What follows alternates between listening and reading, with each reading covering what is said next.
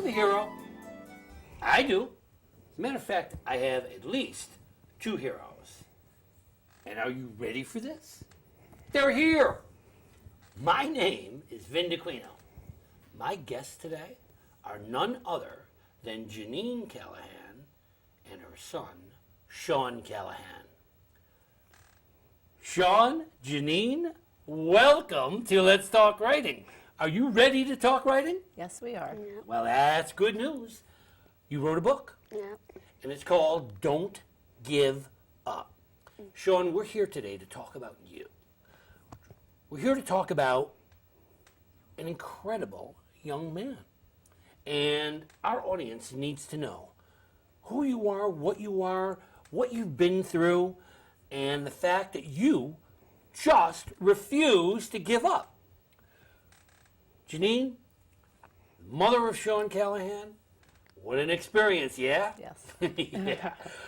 I met the two of you a long time ago. Tell me a little bit about who you are and this journey that the two of you have been on. Well, when we met years ago, we both worked together. Yeah, Sean was like 18 months old. Yes. And we're both teachers. Yep. And from the beginning, when I found out I was pregnant with Sean, we knew that he had health problems. There were some cysts in his lungs. And when he was 2 years old, he was first diagnosed with cancer. So this began when he was pretty much an infant. Yes. I think the first time I saw him, he was like maybe 18 months old. Yes. I went to hold him, Yes. and you said, go wash your hands. I said, well, they're not dirty. Go wash your hands. I went and washed my hands. Yes. And I got to hold Sean. Yes. He was a baby. Yep. And even then, a fighter. Yes. Tell us about that journey. You found out very early that this was going to be a fight. Yes. And the school got together. We did this huge fundraiser because being sick ain't cheap. Right. So all the way from the beginning, people have been working with you. Sean, tell us a little bit about this journey you've been on. Tell us about being a kid who has to make changes in his life. In so many ways, you are just like every other kid. You're into sports. Mm-hmm. Tell me a little bit about that. What are your favorite sports? What do you play? Football, Football. lacrosse, Football and lacrosse. yep, baseball, Baseball and wrestling, wrestling. So you're a 4-sport man. and basketball. And basketball. 5 sports. No holding you down, kid. Recently, you went through a pretty amazing experience. You're a member of a team that a few people have heard about. Mm-hmm. Tell me about that. It was fun. Yeah, what happened? Who? I met the Yankees. You signed a 1-day contract with Joe Girardi of the New York Yankees. Is that a fact? Yep. What happened? Did you know that this was going to happen? No. No. So what happened? They invite you down to the city? Yep. And what happened? I went to the Hard Rock Cafe. The Hard Rock Cafe? Is that Yeah. where it took place? And when you got there, who was there? Joe Girardi and a bunch of other players. So a whole bunch of Yankee players. So you went there, and then they just said, Sean, congratulations, you're one of us? No. They said I have a press conference at Yankee Stadium. Oh my God, so from Hard Rock Cafe, they brought you to a press conference at Yankee Stadium? Now, I understand they gave you a locker. Yep. Who were you next to? Derek Jeter. Oh my God. So you were neighbors with your captain, Yeah. Derek Jeter. They even gave you a uniform, didn't they? Did it have your name on it? Yep. Cool. Very cool. Did they take you out on the field? Yep. Oh, man. So you didn't get to play. No. Oh, damn. He warmed up with them. and he handed in the player card. I don't know what it's called, but the Oh my lineup God. card. Yes, lineups. You were on the lineup card? He handed it in to the Oh, umpires, oh, and then he that's stood with cool. the Yankees for the national anthem. Oh my God, that was cool. Was that one of your big highlights of your life? What are some things that you really remember? You know, some exciting things. Did you score any goals in any of the sports that you've done? Or? I got a couple of touchdowns in football. Wow. Now you're a receiver, right? Yep. Wow. Wow. Cool. So you're into football. Sean met Eli Manning when he was 4 years old. Well, what happened? We met Eli Manning You at is that Madison right? Square Garden. Yep. Oh my God! So you met Eli Manning, and what did he say? Anything good? They had a catch. The year later, Eli won. The Giants won the Super Bowl. was The year later, so And you had a game of catch with Eli Manning. yep, That was a highlight. yes. So, Sean, let's talk for a minute about this. You've written a book called Don't Give Up. And you have some pretty strong advice for kids your age. And by the way, this is advice from a 10-year-old. This is not a 10-year-old anymore. How old are you now, boss? 11. 11. So, you are now getting advice from an 11-year-old, not a 10-year-old anymore. But the book is advice from a 10-year-old. Yeah. I love the book. I got to see it in manuscript form, and the message of this book was absolutely clear. That not only can you not give up, but you got to be careful not to scare yourself half to death, because it's a scary experience, isn't it? Tell me a little bit about what you're saying to kids in your book. Don't give up. Don't give up. What about these machines? Were they pretty scary at first? A little. Yes, and you did something really weird. What did you do to help you get more used to these machines? Name them. Yeah, you named them. What are the names of that you gave to some of these? Your beep beeps and squeezies. Oh, yeah. Yeah, you can cheat and look at the book, Yeah, there was. I see. There's one machine here that was called the beeps and squeezes. That's the blood pressure. When they would come in, these kids very frequently have their temperature taken and blood pressure is taken constantly. So when they come in and they do the blood pressure and it squeezes their arm, it can be a little intimidating. So we always called it beep beeps and squeezies. But his favorite one, which is his sister's favorite, is the magic finger. Oh, the magic finger. Which is still and there's a a picture of favorite. that Yep. in here. Yep. So let's go to the magic finger, and we're going to put this up on. So can we get this one up on the screen? So tell me about the magic finger. What is it? What does it do? It has a little light in it, right? Takes your pulse. It takes your pulse, and as soon as you put it on, oh look, good shot of it. As soon as you put it on, the light goes on, and they need to make sure that your pulse is where it should be. It's like how your body is oxygen. I can't even say that word. Let's skip that word. The oxygen level of your blood. So that's what that monitors. Yeah. And speaking of monitor, that's really important in this situation, isn't it? You have to make sure that at all times he's eating right, feeling right, and that things are going along the way they should. Yes. Okay, so this magic finger, that's your sister's favorite. Yes. And your sister's name? Well, the one who loves that one is Abigail. Abigail. And so we would take our phones and hold if we could show them pictures and do video with the phones. And Sean would hold up, because he's recently been in the hospital again with Yeah, we'll many talk about treatments. that too. And he would hold the finger up for the girls, and they would love it. And it makes it less scary for them too. It's kind of like Yeah. E.T., isn't it? Yeah, with the finger. Sean, phone home. No.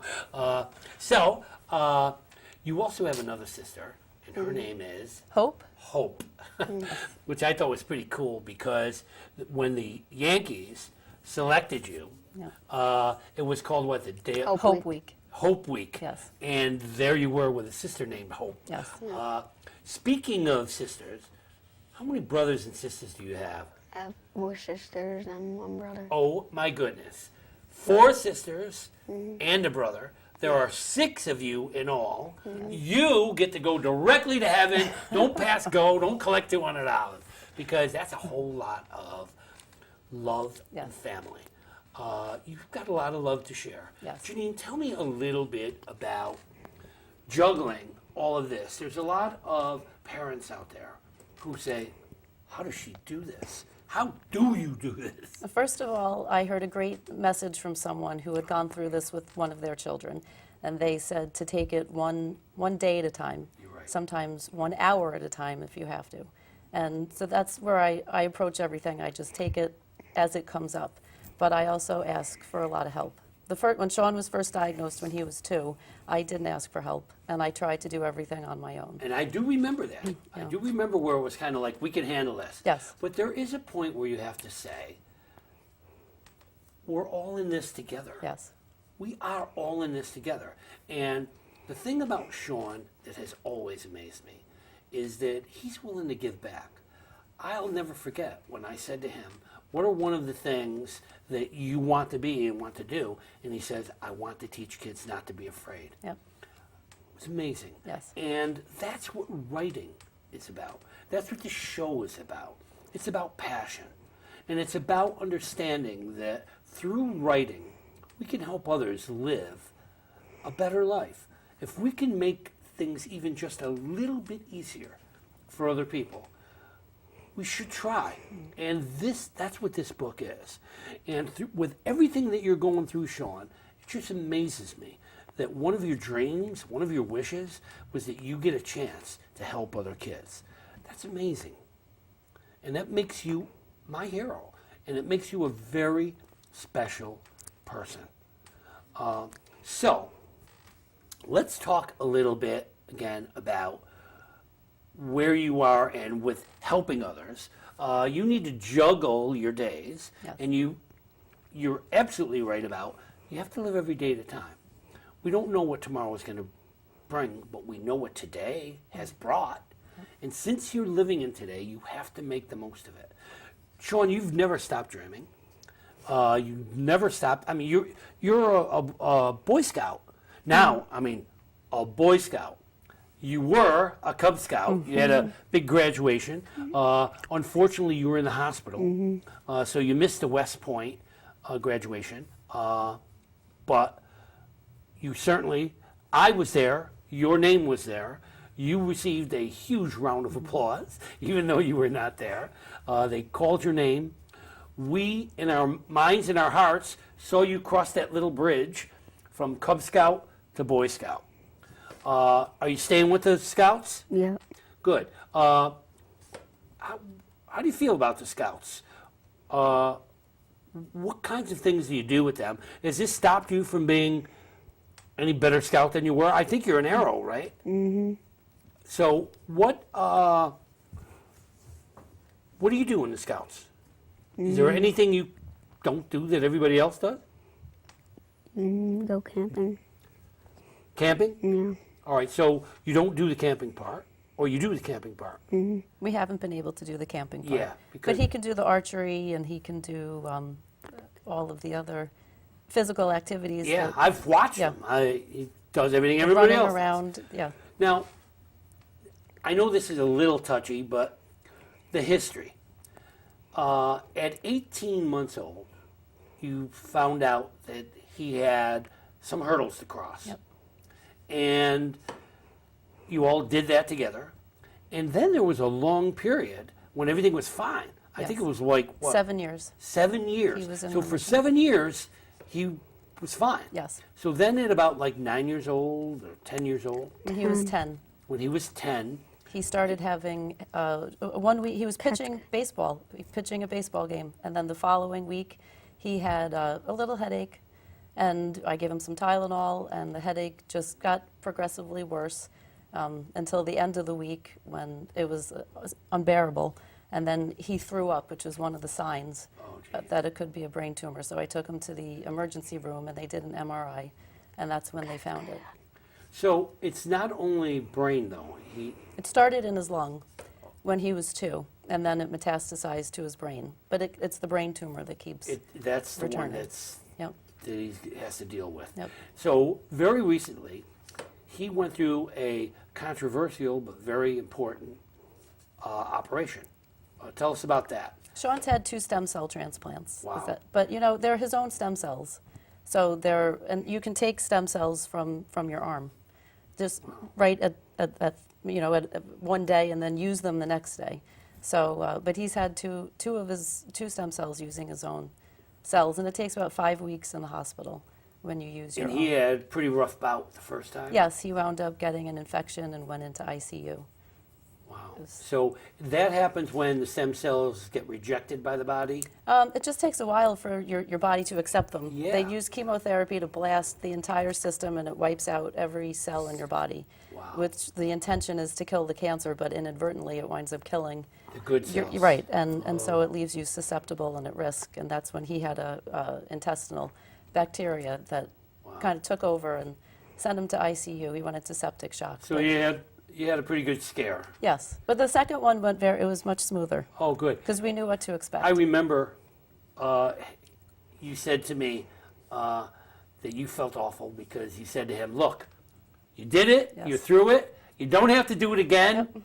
But and he then, did. I think it was 3 weeks later Oh, no. that he had to go back in. Because you realize the power of words, because when I said to him, this is it, you don't have to do it again, your body, he took that and it motivated him to Be able to deal with it. yes, you have to be very careful with the things He's that able, you say. you are able to deal with things that so many people can't. And that's why the title of this book is so powerful for you, because there's so many times that you could have given up, but you don't. You continue to come back and do what it is you have to do. And I understand. Now, you know, I've said this to you before, I am a 2-time cancer survivor myself. So I know that the second time around, I was like, oh my God, is this it? And it wasn't. I'm going to do I'm going to take your advice, buddy. I'm not going to give up. You have to live day by day. And you can't worry about what may happen tomorrow. You've got to live with the idea that you are here today, you're healthy today, you're here on this show, you're able to give your message, you're looking forward to all of your sports seasons, and another huge move. You are no longer an elementary school student. You are now going to be going to middle school, yes? Mm-hmm. Woo! And one thing that happens in middle school that doesn't happen in elementary school is you're going to be part of the wrestling team. Now, there's actually a school wrestling team. I know my grandson, Christian, who's on the Scouts with you, is so looking forward to that. He can't wait to get on those mats. I coached wrestling for 15 years. I love that sport. That, to me, is one of the greatest sports because it's an individual sport. When you go out in the middle of that mat, there's nobody around you, buddy. It's you and your opponent. Yet at the same time, when you win for the team. So it's an individual team sport. And when you're out there, it's your brain, it's your mind, it's your body, it's your desire to win. Nobody has more desire to win than you do. So it's going to be your sport. I feel it. No one had any idea when they watched him wrestling and doing all those sports for those 7 years that he was in remission, that he had at the start that he had to life. And no one had any clue with our family, the way that we lived. And I think that when I was pregnant and we found out he had health problems, the philosophy that we adopted was every part of life is a beautiful, no matter what it is, and you can't judge it. And so we've taken it, and we don't look at it as something that limits him or limits the family. And that's it's part that's your family motto. Yeah. It's teamwork. You're not a family, you're a team. Yep. And it's just amazing that you are, in fact, a team. Because it takes away, in some ways. I mean, there's times when you just want to say, let's ignore it. Let's make believe it's not here. But it demands to be paid attention to. And you have to kind of work around.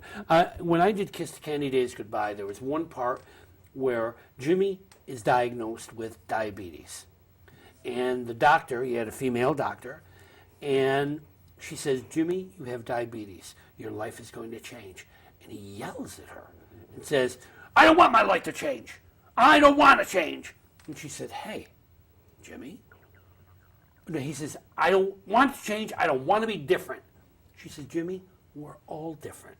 How we handle our differences is what will make all of the difference. Your courage and your fight to keep on going is what separates you from so many other kids. Yes, you are different, but you're not different because of what you have. You're different because you have the kind of character that can be admired in children and adults alike. You are a symbol of courage, a symbol of not giving up. And that's so important. Okay, so after the 7 years, he kind of got back into it again. He had to kind of go with the flow. And then he found out, like 3 weeks later, he needed to do it again. Yes. And we're only talking, what, like a month or two ago? That he came out of the hospital. Yeah. At the day he went to Yankee Stadium was the day he came out of his stem cell transplant. my He had God. been in the hospital for 5 weeks. We weren't sure he was going to be So able to you go. went out of the hospital into the Hard Rock Cafe, Yes. into a press conference with the New York Yankees. And he This is the day you came. Yeah, he hadn't walked further than his bed to the bathroom, and yet there he was walking around Yankee Stadium. He was exhausted, but Absolutely yeah. amazing. Now, I want you to know that people all over the country were watching you. Matt Lauer was bragging about you. That's pretty big stuff.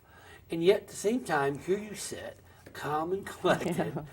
It's amazing. Sean, do you ever feel like a hero? Or do you, Sometimes. yeah, and sometimes you get frustrated and wish it would just never have happened, but you don't give up. What advice do you have for kids out there?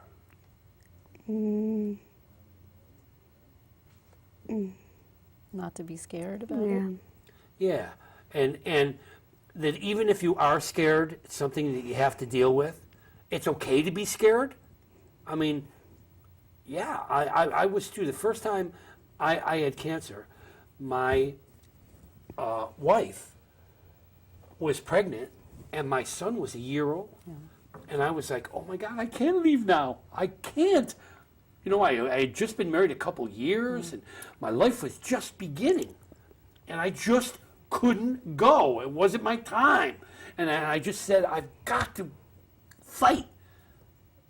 That's what you represent. You represent the fight. So talk to me about this book. The messages in this book is machines can be scary. And then what about towards the end of this book? What's the final message here? Here's my favorite. Remember, heroes don't give up. And that's key. Now, another thing about this book that I love, there's even little like exercises. You ask kids to do things in here. Tell me about that little, one of the things that you used to do in the hospital. The prayer tree. Oh, prayer tree. Yeah, tell me about that tree. You have doctors and family members sign their name on the tree. They give you things, and then you create a tree out of them. You take the leaves. Anyone who prays for you or does something for you, who thinks of you, who just in any way, you know, and touches your life while you're in the hospital. You put this tree, and you can get the tree anywhere, and you put the tree on a door or the wall, and then you write their name on it, and then you watch the leaves start to grow, and you can see through your experience, and you have to bring it with you to the hospital every time you're admitted, which is quite frequently. And but you see this tree take shape, and it's like a visual reminder of the And people out there. Yes, and that's a sign of the support that you're getting. Now, speaking of that, you recently had a job to do in the hospital that kept you a little busy. What was that job that you had to do, Mr. Big Shot author? Sign all the books. Yeah, you had about 60 books to autograph. So you're actually doing autographs and signing books. You're getting the word out there. So this book is done. It's circulating. Here's my big question to you. Is this the last book you'll ever write? No. No. Tell me about the next one, Sean. My successes as a 50-year-old man. It's about his football trophy Oh. that his coach gave him that came to every hospital stay. They won this trophy at West Point, which is a football team that adopted Sean recently also. And this trophy came to every single, for an entire year. His coach gave him the only trophy, it's this big, and he brought it with him. And the next book is going to be about his team, his football team, how they supported him, and about this trophy that came. Do you have a name for this book? No. Working on that. Okay. So it's a book. So a football team adopted you, the West Point team? Yep. Wow. Adopted you, and they won. Well, Mayapack won. Okay. But this picture was taken at West Point when the Mayapack football team won the championship. And it just so happens coincidentally that the West Point I football team saw adopted him. this entire team show up more than once. Yes. Recently, they did a fundraiser for you at St. John's. And at this fundraiser, all of a sudden, I look to my right, and there is an entire team of football players in uniform at this fundraiser. You are an inspiration. Keep doing what you're doing, Sean. And thank you on behalf of everyone out there who you're giving back to. You have enough to worry about day by day without having to worry about everybody else, but you still do. That makes you an unusual and wonderful person. You taking care of 5 kids, and Sean, and yourself, and your husband, and your parents, and Dan's parents, all working together. Again, your team runs deep. Yes. You have quite a team. I know that the people of St. John's have worked together. This is all about never giving up. Sean, I can't thank you enough for not giving up. I can't thank you enough for being willing to give back. Please, take Sean's advice. Keep on keeping on. Live for today. Love for today. Thank you so much for being here. Thank you. We're going to have you back when your next book comes out. You're also going to be doing some book signings. You're going to be around town. We have to make an effort to get there. Thank you for tuning in and sharing with us today.